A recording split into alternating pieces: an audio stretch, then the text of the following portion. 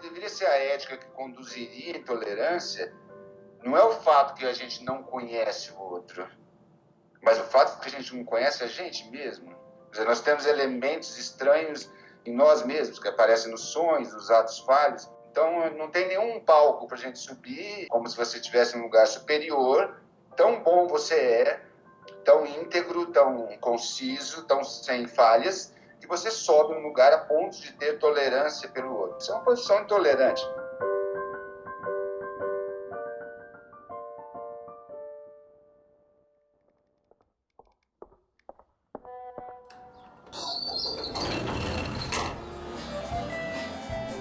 Era da Pressa. Psicanálise entre esperas e extremos. Um podcast para nos escutarmos sem pressa.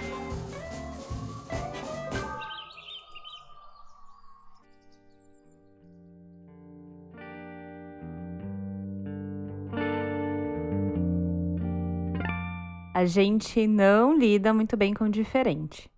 Tudo aquilo que é incômodo porque não combina com o meu gosto, com o meu estilo, com os meus ideais, com os meus pensamentos e com o meu modo de ver o mundo, me perturba. E é por isso que buscamos padrões de semelhanças o tempo todo.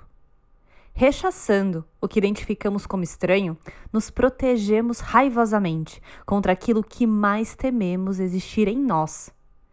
E nesse conforto da bolha de segurança, acabamos por empobrecer a nós mesmos em um mundo feito por iguais.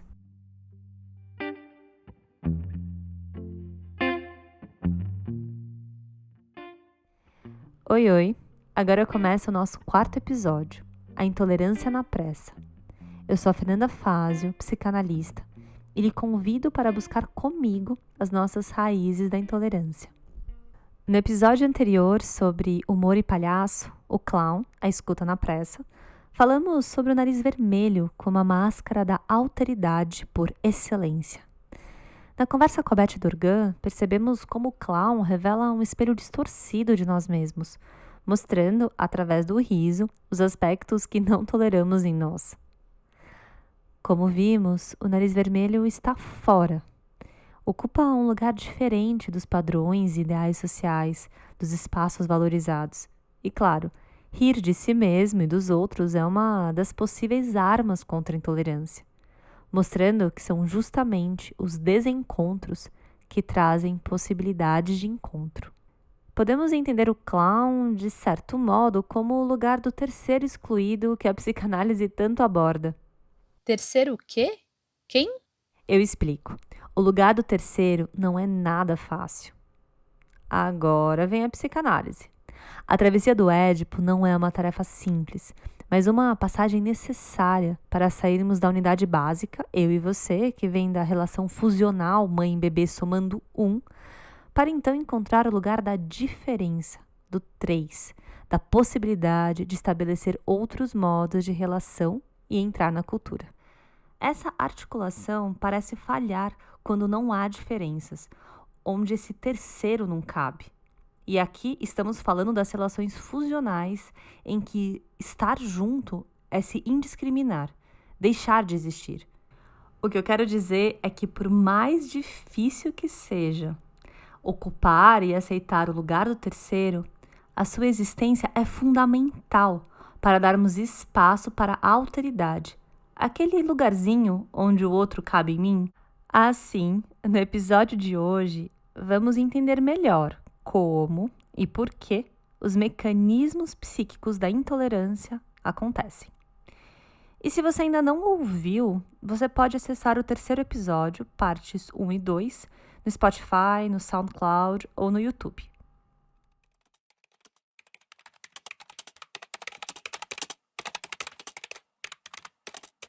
Nos tempos atuais, que chamo de Era da Pressa, estamos sempre correndo contra o tempo. Regidos pelos ideais narcísicos de produtividade e eficiência, estamos mais próximos uns dos outros e nos comunicamos mais rápido do que nunca. Podemos pensar em alguma relação entre intolerância e a nossa relação atual com o tempo? Sim, claro! Na era da pressa, nesse mundo digital apressado, a cultura do cancelamento mostra sua face com doses de anonimato. Nas redes, o outro desaparece em um clique. Deixo de ser seu amigo, paro de te seguir, te bloqueio ou te cancelo. Além disso, podemos nos lembrar dos filtros invisíveis das redes sociais, chamados algoritmos, que direcionam as curtidas, os produtos, os conteúdos e as informações conforme aquilo que interpretam sobre o comportamento do usuário nas redes. E assim temos uma sensação de onipotência e controle nessas bolhas e muros que agregam identidades semelhantes e que recusam as adversidades. Por que o diferente incomoda tanto? O diferente desperta afetos inesperados, gera tensão psíquica e nos faz rever um monte de coisas e repensar as nossas escolhas e até nos mostra que estamos errados. É um esforço imenso exercitar a empatia e a alteridade, porque é aparentemente muito mais fácil e confortável ficar nesse lugar conhecido e familiar. Lembra quando eu mencionei que é incômodo esse lugar de terceiro, da diferença? Quando o estranho se aproxima, ele mostra um reflexo distorcido de nós mesmos. As nossas contradições, ambivalências, fraquezas e falhas, que obviamente estão em nós, mas que atribuímos aos outros, porque é mais confortável, é mais fácil, é uma forma da gente se defender. No momento em que esse estranho outro passa a se aproximar dos espaços públicos e privados, a disputar lugares sociais e de prestígio, as mais ferozes manifestações de intolerância e rejeição surgem contra aqueles que querem pertencer aos mesmos lugares. Não devemos subestimar o poder destrutivo do narcisismo das pequenas diferenças, daquele detalhe inaceitável que faz do outro insuportável. Na atual conjuntura da era da pressa, parece que o recalcado retorna com muita intensidade. O convite aqui é para refletirmos sobre os processos de intolerância como fenômeno psíquico, que constitui uma forma de sintoma social.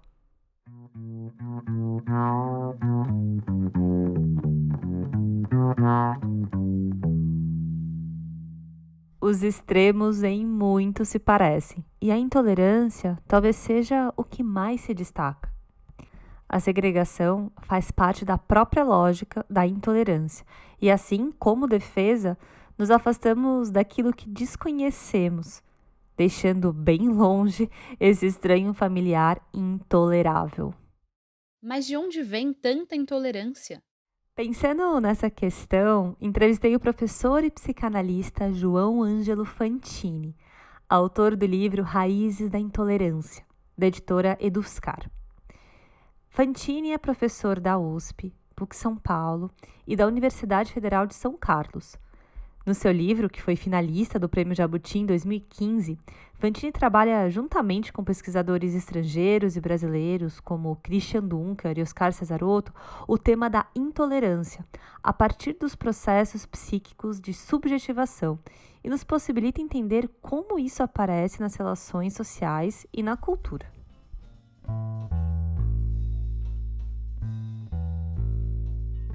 O próprio termo intolerância tem lá os seus problemas, porque implica na ideia de suportar ou não suportar o outro, colocando quem tolera em um certo lugar de superioridade. Difícil nos percebemos intolerantes, não é mesmo? O que deveria ser a ética que conduziria a intolerância não é o fato que a gente não conhece o outro, mas o fato que a gente não conhece a gente mesmo. Quer dizer, nós temos elementos estranhos em nós mesmos, que aparecem nos sonhos, nos atos falhos. Então, não tem nenhum palco para a gente subir, como se você estivesse em um lugar superior. Tão bom você é, tão íntegro, tão conciso, tão sem falhas, que você sobe um lugar a ponto de ter tolerância pelo outro. Isso é uma posição intolerante. A intolerância pode ter muitas faces, se mostrando na cor de pele, na religião, na nacionalidade, e ao mesmo tempo parece que tenta convergir todas as características em um único padrão aceito. Somos intolerantes com quem está muito perto, com os nossos vizinhos e colegas de trabalho, por exemplo. Quem mora em prédio bem sabe dos inúmeros conflitos por barulhos de reforma, festas ou até mesmo disputas por vagas rotativas. Nas empresas, vemos competições das mais acirradas e não é raro aparecer em climas de hostilidade quando surgem as diferenças. Segregamos povos e nações que têm costumes e valores diversos. Os percebemos como inimigos e fazemos guerras por isso, só confirmando a ideia de como é difícil nos vermos no outro. A intolerância também surge com quem pode estar muito mais longe, mas que não deixa de incomodar com os modos diferentes de se relacionar com o outro, com o seu corpo e formas de obter prazer. E aí chegamos nas questões de gênero, que cada vez mais têm sido alvo de hostilidade. Assim, o etnocentrismo, o racismo, a xenofobia, a homofobia e os preconceitos sociais e religiosos se impõem como questões urgentes de se combater nesse mundo globalizado, apressado, que estreita os espaços e achata os intervalos temporais. E nessa aproximação com o diferente, a intolerância surge ainda mais raivosa. A questão da intolerância é você sempre olhar o outro grupo e anular as diferenças, né? Tipo, os homens falando, as mulheres são as mulheres falando, os homens são uma parte, os moradores de rua. Então, jogar tudo no mesmo saco. A esquerda, a direita, né? Sem parar muito para ver. Não é de hoje que a intolerância é fomentada na sociedade para se obter fins políticos. A história bem nos lembra dos genocídios armênio, 1914 até 1918, nazista, 1939 até 1945, e mais recentemente do de Ruanda, em 1994. No Brasil, observamos a divisão imaginária do país depois das eleições de 2014, entre vermelhos e camisas verde-amarelas, ou entre coxinhas e petralhas.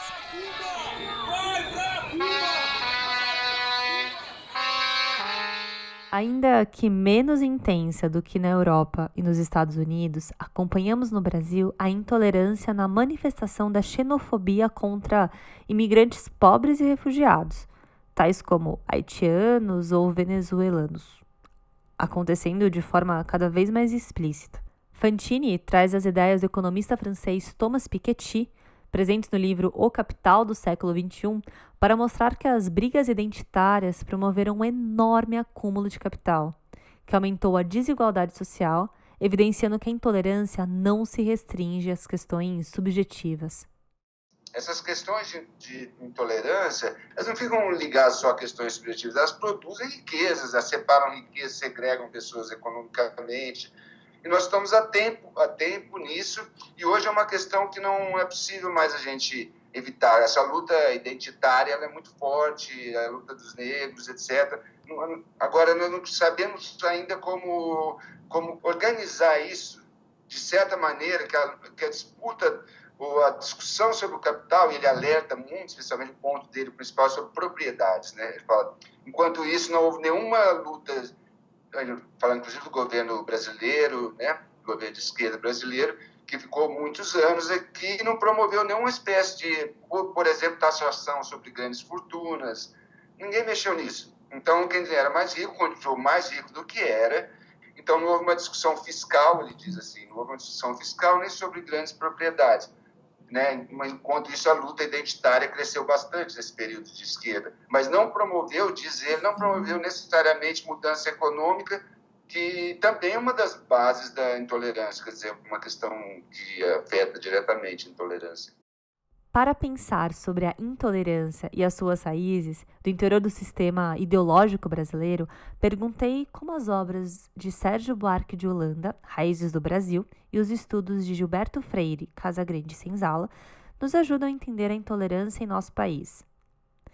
Além disso, investiguei como as políticas públicas de igualdade, que buscaram diminuir a desigualdade e aumentar a representatividade das minorias, acirraram os efeitos da intolerância em nosso país. Então tem essa questão, primeiro, que a cordialidade não tem um certo mito dessa que se estabeleceu isso, que não é muito verdade, né? Assim, quando você lê essas obras, esses autores que você citou, você vê que é uma coisa bastante crítica em relação a isso. Normalmente os termos não são tão simpáticos ao que é ser brasileiro, pelo contrário, né? Há uma espécie, às vezes, até de escárnio e, às vezes, um pouco até de ironia nessas descrições, né? São coisas do século XIX, né? A maioria que você citou aí, um pouco começo do século XX, né? A outra parte da pergunta é sobre as políticas de igualdade, né? As políticas de igualdade, elas, sim, geraram muita controvérsia no começo e talvez tenham acirrado um pouco, sim, o processo de tolerância em relação por raça e também contra os indígenas, né? Então teve assim, pode ter tido. Agora, era uma coisa inescapável que produziu muitos efeitos positivos, né? Eu acho que se no começo isso foi mais forte, essa questão, hoje eu acho que ela está mais acomodada, né? A intolerância exclui. As divisões e oposições são importantes para as democracias se fortalecerem e se reinventarem. O problema é quando a intolerância permeia esse cenário e as diferenças que poderiam ser desafios se tornam ódio, segregam e polarizam em grupos que não dialogam, que não se escutam. Fantini mostra que o desprezo pela opinião alheia dificulta a escuta e a criação de laços. E todos os grupos podem se utilizar desse preconceito em suas relações com o diferente. E aqui, já adiantando os temas de seu próximo livro, Fantini traz discussões sobre o lugar de fala. Que é a questão do lugar de fala também, sempre um lugar muito, vejo muito perigoso, né? É um lugar de fala, tipo uma convicção, e eu acho justa, né, de que só as pessoas que passaram experiência poderiam falar, né? E tem uma postura mais minha de outras pessoas que talvez elas devessem falar em primeiro, segundo e terceiro lugar, mas não necessariamente o fato de eu, né, sempre dou exemplo de suicídio, o fato de eu nunca ter tentado me suicidar, eu acho que não me impede de falar no lugar. Pode ser que um suicida possa falar mais claramente sobre isso do que eu, mas não me nega o direito de poder falar. E às vezes isso você vê nesses movimentos de lugar de fala também, essa espécie de exclusão do lugar de fala do outro. Eu vejo com muito cuidado essa coisa do negacionismo, porque esse negacionismo às vezes parece que ela é só para um lado, mas não é. E como combater a intolerância? Será que é possível cortar esse mal pela raiz? Que essa questão do lugar da fala com a verdade. Eu acho que a questão de pano de fundo é a questão da verdade. Então, tem um jogo de narrativas de diversas matrizes, né? De matizes também, de pequenas variações de quem está falando no nome da verdade. Alguns são muito grosseiros, assim, como eu disse, tipo, nós estamos falando a verdade, o resto é todo mundo idiota. E, às vezes, mesmo um discurso altamente sofisticado, tem essa discussão de quem está falando a verdade. E a verdade, isso é mais uma coisa, o que a psicanálise podia ajudar na intolerância, a falar sobre intolerância?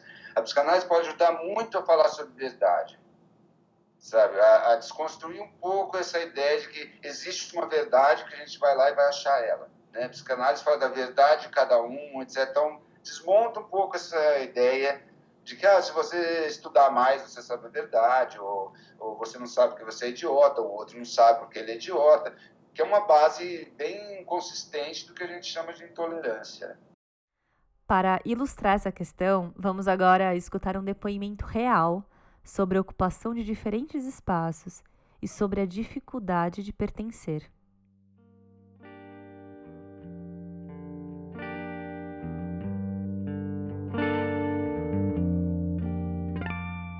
Olá, eu me chamo Alice, sou lésbica, sou preta e trabalho em uma instituição militar.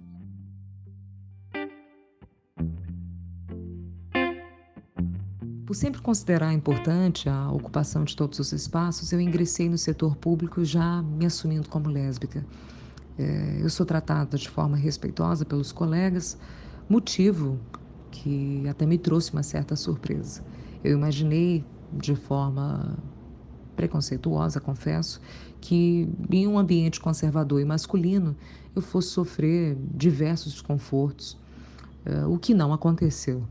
Obviamente, o meu ambiente de trabalho não é perfeito, assim como qualquer outro, mas esse tipo de intolerância eu não sofro. Eu ressalto que eu reconheço que essa é minha experiência e que outras pessoas LGBTQIA+, não vivem essa mesma realidade dentro do setor público, em suas respectivas instituições, militares ou não. E é exatamente por isso que eu considero relevante a ocupação de todos os espaços por pessoas que, de algum modo, dentro das relações sociais, encontram-se numa situação de vulnerabilidade.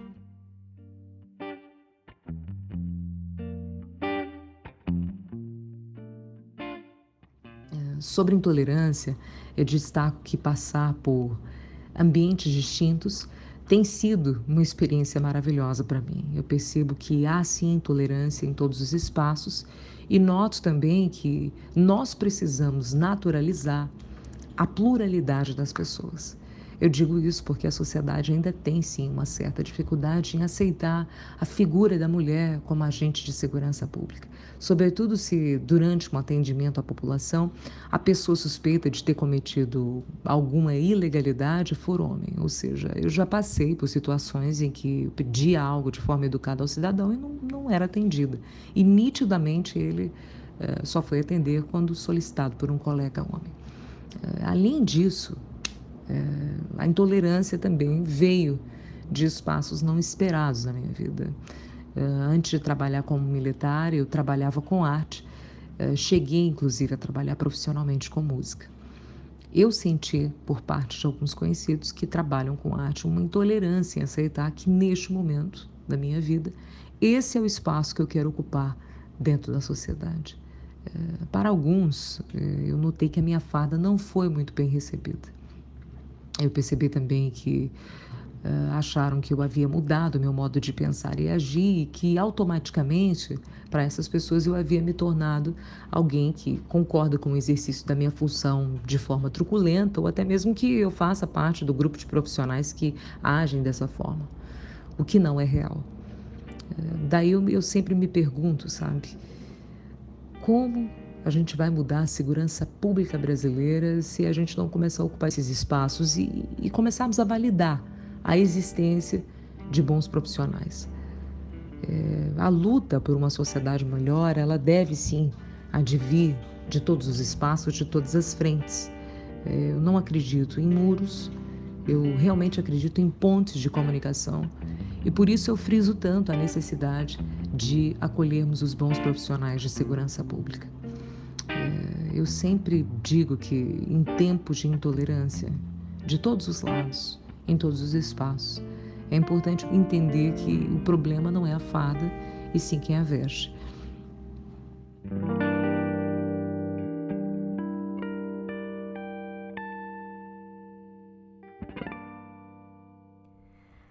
Sabemos que o papel do outro é fundamental para nos constituirmos como sujeitos. Podemos pensar como é difícil, assim, a entrada do diferente, ainda que essencial para a formação da nossa identidade. Como a psicanálise pode nos ajudar a entender os mecanismos da intolerância? A psicanálise nos ajuda a entender que nós, sujeitos, reagimos com intolerância ao reconhecer no outro aquilo que é da ordem do impossível de integrar em nós. E é por isso que recalcamos. A partir da teoria do narcisismo de Freud, Fantini discute os mecanismos de segregação cultural para explicar como nós temos uma propensão para a agressão. A questão básica da psicanálise é que o próprio processo de identificação ele inclui essa presença do outro, né? E essa presença do outro, traduzindo de uma forma mais simples ainda, é a presença do diferente, né? Do diferente que diz quem a gente é. Certas situações bem simples podem dar uma pequena ideia do tanto que é angustiante ser igual ao outro, né?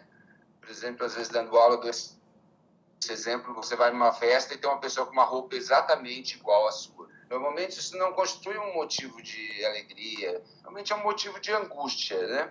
Então essa busca do ser humano pelo diferente faz parte dos processos de formação do eu e daquilo que a gente fala em nome próprio, né? Quando você diz eu sou assim, sempre pressupõe uma espécie de absoluta diferença, não absoluta, mas uma diferença em relação a todo tipo de outro, né? Pode ser inclusive seus irmãos, seus pais, etc. Então isso faz parte da formação, né, do eu, para a psicanálise. Então quando você transpassa isso para o nível da intolerância, né, o ser humano, a gente tem uma espécie de treinamento para achar a diferença entre a gente e os outros, né? Então, quanto mais essas diferenças estiverem marcadas por alguma questão cultural, mais fácil vai ser de você achar isso. Em 1917, Freud traz o termo narcisismo das pequenas diferenças para explicar por que são despertadas em nós as emoções mais intensas de inveja, raiva e ódio como resistência ao outro estranho. Eu vou explicar. Esse amor a si mesmo, o que Freud chama de narcisismo, é rígido e não lida lá muito bem com as divergências trazidas pelo outro. Para reconhecer o diferente, precisamos entrar em uma relação de alteridade, que pede um processo de mudança em nosso psiquismo. Daí então que podemos pensar na intolerância como um tipo de defesa narcísica inconsciente, levando o outro a ser visto como negativo. Então, o lugar do terceiro tem, de fato, os seus desafios.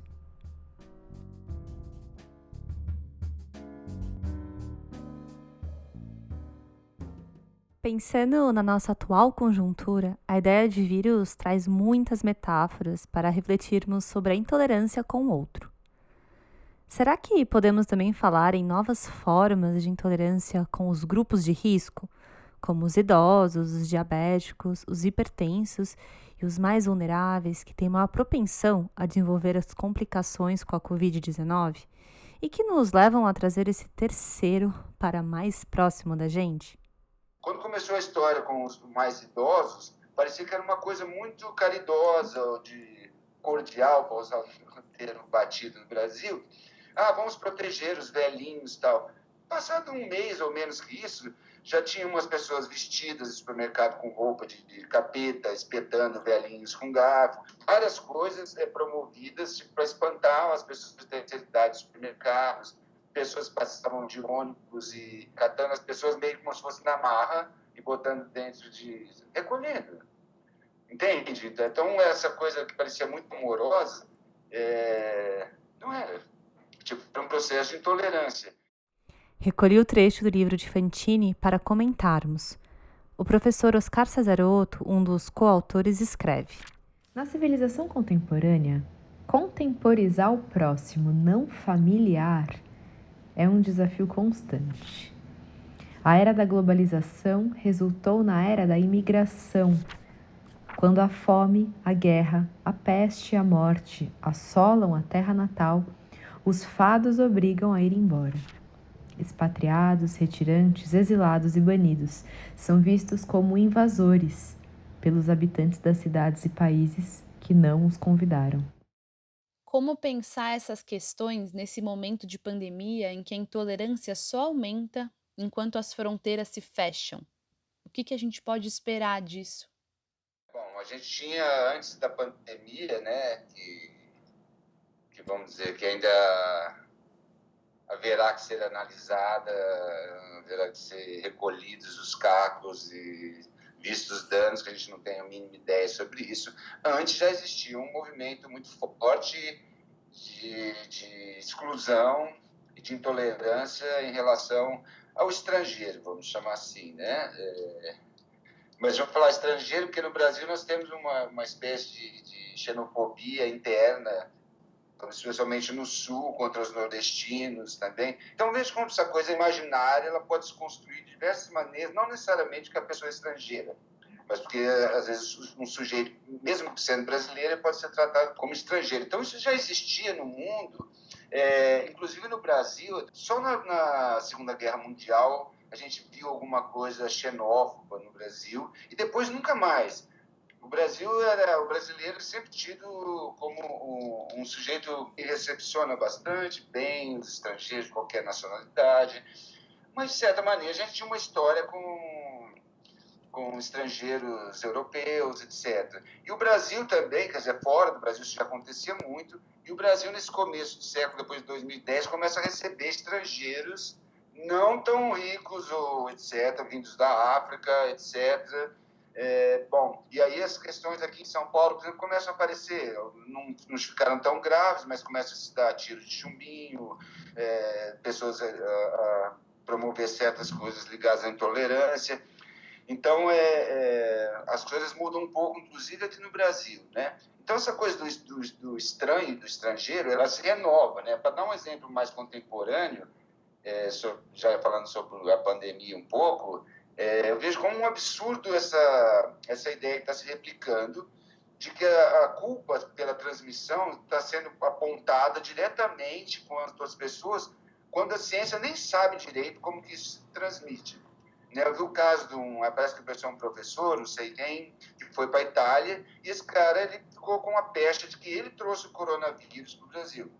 Ao ponto que quanto mais se estuda, se descobre que isso já cada vez está indo mais para trás, as datas, e o nome do sujeito foi mostrado. Outro dia também eu vi uma reportagem falando, possivelmente o avô morreu porque esse sobrinho dele contaminou ele. Então, é uma espécie de procurar culpados, né? E que tem muito a ver com intolerância, né? Na era da pressa, em tempos de pandemia e distanciamento social, vivemos muitas contradições. Se por um lado, desaceleramos nesse mundo apressado, por outro lado, escutamos relatos e depoimentos sobre outras formas de percepção do tempo. O tempo tem uma sensação psíquica que nem sempre coincide com a realidade. E em tempos de esperas e extremos, vemos como os imperativos de produção não cessam de gerar angústia nos sujeitos da pressa. E por que não podemos ser mais tolerantes com nós mesmos e com o momento em que vivemos? E agora, no meio da pandemia, para algumas pessoas, às vezes para a mesma pessoa, algumas semanas estão passando muito lentas e outras passam muito rápido. Então, uma espécie de perda da percepção do tempo mesmo. E muitas pessoas estão reclamando disso na pandemia, né?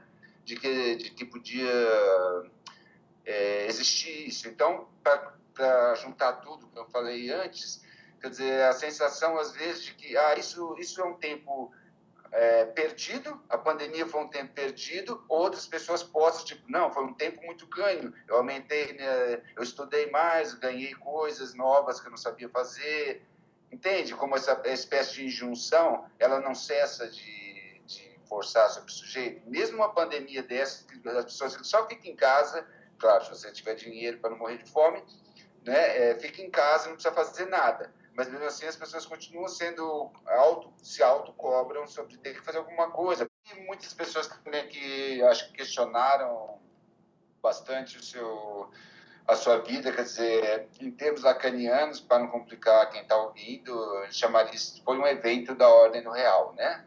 Tipo, eles não estavam inscritos simbolicamente, se sabia que existia, mas estava longe, de repente, é como se o sol não nascesse no outro dia. De repente, a gente foi da ordem do real, nós fomos jogados dentro de casa numa situação de confinamento que relembrou um pouco o pior castigo que a gente pode dar para um ser humano quando ele está na cadeia, né? A solitária. É a solitária, né? O primeiro sujeito apanha normalmente, deixam ele se comer e tal. No fim, ele vai para a solitária, que é a coisa mais dolorosa. Então, a gente foi jogado, alguns mais, outros menos, numa espécie de solitária. Essa fala de Fantini me faz pensar que a intolerância nos joga em solitárias invisíveis. Contra o estranho que nos incomoda, construímos muros cada vez mais altos. Nos fechamos em bolhas estreitas somente com aqueles que são como nós. A exposição aos sofrimentos, aos conflitos e às diferenças nos enriquece internamente.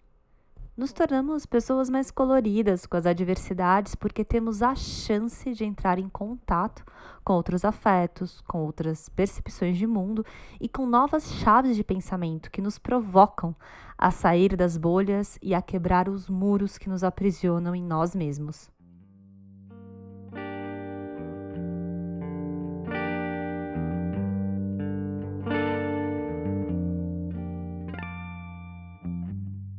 Intolerância é um tema urgente E nos escutarmos é uma forma potente de amenizar ou até mesmo combatê-la. Vamos escutar o que os estranhos terceiros têm a nos dizer? Se você acha que algum amigo ou familiar poderia se interessar por esse episódio, o compartilhe. E também nos siga nas redes sociais, @eradapressa e @fernandafazio. Estamos chegando ao fim do nosso episódio, idealizado e escrito por mim. As atrizes Fernanda Lorenzoni, Beatriz Kovacic, Marília Machado e Laura Lapadula participaram e ajudaram na sua criação. O Vinícius Feder fez a edição. A trilha da música Mãos é da Amanda Maria e do Eduardo Belloni. Maiores informações sobre os livros aqui mencionados estão na descrição desse episódio e nas páginas do Instagram. E agora, fiquem com a música Mãos. Até já já!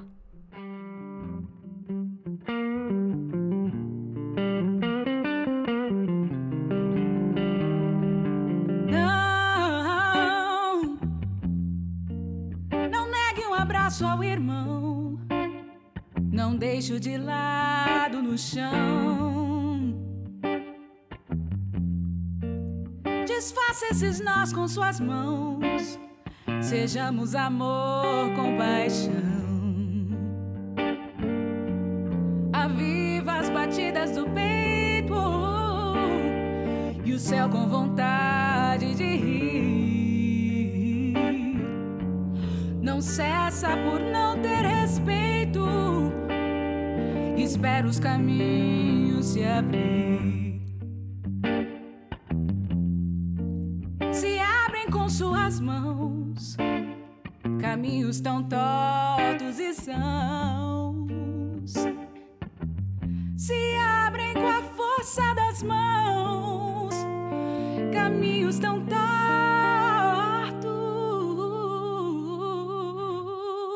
e sãos.